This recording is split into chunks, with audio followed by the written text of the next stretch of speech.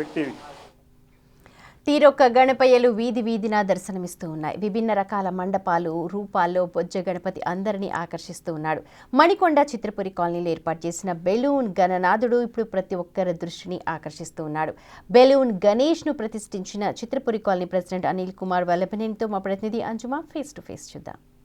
వినాయక చవితి వచ్చిందంటే తీరొక్క గణనాథులు మనకి దర్శనమిస్తూ ఉంటారు. నగర వ్యాప్తంగా అనేక రకాలలో గణపతి విగ్రహాలు మనకి దర్శనమిస్తున్నాయి. ప్రస్తుతం మనం చిత్రపురి కాలనీలో ఉన్నాము. ఈ చిత్రపురి కాలనీలో ఏర్పాటు చేసినటువంటి బెలూన్ గణనాథుడు ప్రతి ఒక్కరి దృష్టిని ఆకర్షిస్తున్నాడు. ఇందుకు సంబంధించి పూర్తి విశేషాలను మనతో పంచుకునేందుకు చిత్రపురి కాలనీ ప్రెసిడెంట్ అనిల్ కుమార్ వల్లభనేని గారు ఉన్నారు. ఒక్కసారి ఆయన మాటల్లోనే అడిగి తెలుసుకుందాం. ఈ బెలూన్ గణపతిని పెట్టాలి అనేటువంటి ఆలోచన ఏ విధంగా వచ్చింది, ఈ గణనాథుని ఏ విధంగా రూపొందించారు ఏంటి అనేది కూడా ఆయన మాటల్లోనే అడిగి తెలుసుకుందాము. నమస్తే సార్. సార్, అంటే మనకి వినాయక చవితి వచ్చిందంటే రకరకాల రూపాలలో గణనాథుడు దర్శనమిస్తూ ఉంటాడు. మరి చిత్రపురి కాలనీలో ఇటువంటి ఒక బెలూన్ గణపతిని పెట్టాలి అనే ఆలోచన ఏ విధంగా వచ్చింది? ముందుగా బిగ్ టీవీ ప్రేక్షకులందరికీ వినాయక చవితి శుభాకాంక్షలు. యాక్చువల్లీ ఇక్కడ చిత్రపురి కాలనీలో మేము ఎప్పుడు కూడా వివిధ రకాలుగా, అంటే మా దగ్గర ఒక 6 క్రాఫ్ట్లుగా ఉంటాయి. ఎల్ఐజీ, డబ్ల్యూఎస్ఎం, హెచ్ఐజీ, ఎంఐజీ, రోవర్స్లు అని అక్కడ విడివిడిగా పెడుతూ ఉంటాము. కానీ చిత్రపురి మొత్తానికి కలిపి ఒక వినాయకుడిని పెట్టాలి అని మేము చిత్రపురి వినాయకుడిని పెట్టాలని చెప్పి ఈ ప్లేస్ సెలెక్ట్ చేసుకోవడం జరిగింది. ఇంకా భారీగా చేద్దాం అనుకున్నాం, కానీ అనివార్య కారణాల వల్ల ఈ వర్షాలు, మా వేజెస్లో గొడవలు, దానివల్ల కొంచెం ఎక్కువ దృష్టి పెట్టలేకపోయాం. అప్పుడే ఒక నెల ముందు నుంచే ఒక 108 ఫీట్లతో ఒక బెలూన్ వినాయకుడిని పెడుతూ దాని ముందుగా ఒక పెద్ద మండపం ఏర్పాటు చేసుకొని చిత్రపురి వినాయకుడు అనే నామకరణంతో ఒక పెద్ద ఎత్తున చేద్దామనేది ఒక కార్యాచరణ చేసుకున్నాము. దానికి అనుగుణంగానే ఒక 3 నెలల నుంచి ఈ బెలూన్ వినాయకుడు తయారవుతూ ఉన్నారు. ఇంకా 108 ఫీట్ల వినాయకుడిది మొత్తం కూడా. ఇంకా ఆ పగడ కూడా ఉంది. అది ఇంకా లేపడానికి 100 ఫీట్ల క్రేన్ దొరక్క దాన్ని పెట్టలేకపోయాం. ఇంకా చాలా హైట్ వెళ్తుంది. కానీ ఎందుకంటే ఒక చిత్రపూరి అంటేనే అందరికి కూడా ఒక మార్కు లాగా ఉంటుంది కాబట్టి ఇక్కడ 4500 కుటుంబాలు ఉంటాయి కాబట్టి వారందరి యొక్క దృష్టి, వారందరి యొక్క భక్తి శ్రద్ధలు అన్నీ కూడా మా దగ్గర చాలా కన్నుల పండుగగా ఉంటాయి పండుగలు అనేవి.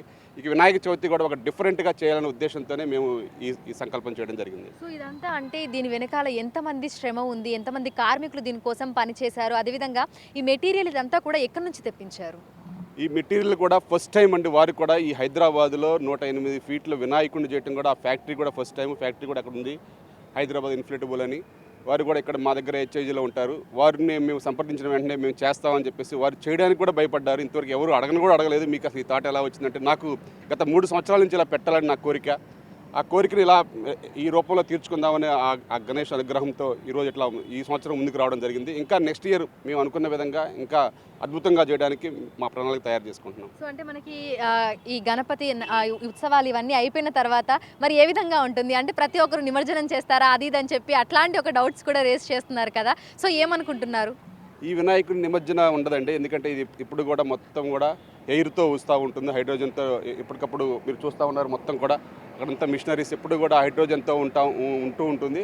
తర్వాత ఈ నవరాత్రులు అయిపోయిన తర్వాత మళ్ళీ ఆ హెయిర్ తీసేస్తే మళ్ళీ దాన్ని షేవ్ చేసి మళ్ళీ నెక్స్ట్ ఇయర్ దానికి మళ్ళీ రంగులు దిద్ది మళ్ళీ ఈసారి ఇంకా గొప్పగా చేయాలనే ఉద్దేశంతో మేము ముందుకెళ్తున్నాం. అంటే ఇక్కడే తయారు చేశారా, లేదంటే ఎక్కడైనా తయారు చేసి తీసుకొని వచ్చి మళ్ళీ ఈ బెలూన్లో ఈ గాలంతా నింపి ఈ విధంగా ప్రతిష్ఠించడం జరిగిందా? ఇది ఫ్యాక్టరీలో తయారైందండి. పీసులుగా తయారయ్యి ఇక్కడికి వచ్చి ఇక్కడ 15 రోజులు పట్టిందండి దాన్ని పని చేయడానికి. కానీ ఈ 10 రోజులు కూడా చూసాము, భారీ వర్షాలు. ఈ వర్షాల కారణంగా పని చేయలేకపోయాం. అందుకని ఒక రోజు లేటుగా దీన్ని ప్రతిష్ఠించడం జరిగింది. దానికి అనుగుణంగానే ఈ యొక్క మా కమిటీ సభ్యులు కానీ, మా చిత్రపురి కమిటీ సభ్యులు కానీ, ఇక్కడ ఉన్న మా అభిమానులు కానీ, మా చిత్రపురి సభ్యులు కానీ అందరి యొక్క సహకారంతో ఈరోజు ఈ వినాయకుడిని పైకి లేపగలిగామండి. సో ఎక్కడెక్కడి నుంచో అనేక మంది భక్తులు తరలి వస్తున్నారు. వారందరూ కూడా ఈ బెలూన్ గణనాథుని చూసి ఎంతగానో మైమర్చిపోతున్నారు. సో ఏ విధంగా అనిపిస్తోంది? చాలా థ్రిల్లింగ్గా ఉందండి. ఇంకా రీచ్ కాలేకపోయామని అనిపిస్తుంది. ఇంకా అభిమానుల్ని ఇంకా ఆకట్టుకోలేకపోయామని ఉంది. ఎందుకంటే మేము ఇంకా చేద్దాం అనుకున్న కార్యక్రమాలు చేయలేకపోయామని ఇంకా ఉంది. కానీ ఏదైనా ఆ వినాయకుని అనుగ్రహంతో ఇంకా మంచిగా చేయాలని, ఆ వినాయకుని సంకల్పం కావాలని మా చిత్రపురి కాలనీ అంతా బాగుండాలని మేము కోరుకుంటున్నాం. Thank you. సో చూడొచ్చు మనకి వినాయక చవితి వచ్చిందంటే వాడవాడలా తీరొక్క గణనాథులు విభిన్న రకాల రూపాలలో దర్శనమిస్తూ ఉంటారు. ఇక నగర వ్యాప్తంగా చూసుకుంటే ప్రస్తుతం మనకు అనేక చోట్ల విభిన్న రకాల మండపాలు అదేవిధంగా గణనాథుల రూపాలు కూడా దర్శనమిస్తున్నాయి. ఇక చిత్రపురి కాలనీలో కని విని ఎరుగని రీతిలో తొలిసారిగా బెలూన్ గణనాథుణ్ణి ప్రతిష్ఠించడం జరిగింది. 108 అడుగులలో బెలూన్ వినాయకుడు ప్రతి ఒక్కరి దృష్టిని కూడా ఆకర్షిస్తున్నాడు. మనకి పాము మీద కూర్చొని పడగ విప్పినట్లుగా కూడా వినాయక విగ్రహాన్ని ఇక్కడ ప్రతిష్ఠించడం జరిగింది. దీని వెనకాల అనేక మంది కృషి ఉందని, కొన్ని నెలలుగా దీనికోసం శ్రమించామని, అనుకున్న విధంగా కూడా చిత్రపురి కాలనీలో ఈ విధంగా ఒక బెలూన్ గణనాథుణ్ణి ప్రతిష్ఠించగలిగామని కూడా ఇక్కడ ఉన్నటువంటి కాలనీ ప్రెసిడెంట్ కూడా తెలపడం జరిగింది. ఈ చిత్రపురి కాలనీకి వస్తున్నటువంటి జనాలు ఎవరైతే ఉన్నారో వారందరూ కూడా ఇక్కడ ఆగిపోయి ఫోటోలు వీడియోలు తీసుకుంటూ సెల్ఫీలు తీసుకుంటూ ఎంతో సంతోషంగా వారు ఈ బెలూన్ గణనాథుణ్ణి దర్శనం చేసుకొని వెనుదిరిగి వెళ్తున్నారు. నగర వ్యాప్తంగా కూడా వినాయక చవితి ఉత్సవాలు అంబరాన్నంటే విధంగా జరుగుతున్నాయి. మనకి తీరొక్క రూపాలలో కూడా గణనాథుడు దర్శనమిస్తున్నాడు. ప్రతి ఒక్కరిని కూడా ఈ బెలూన్ గణనాథుడు ఆకట్టుకుంటున్నాడు అని చెప్పొచ్చు. వీడియో జర్నలిస్ట్ నరసింహతో అంజుమ బిగ్ టీవీ హైదరాబాద్.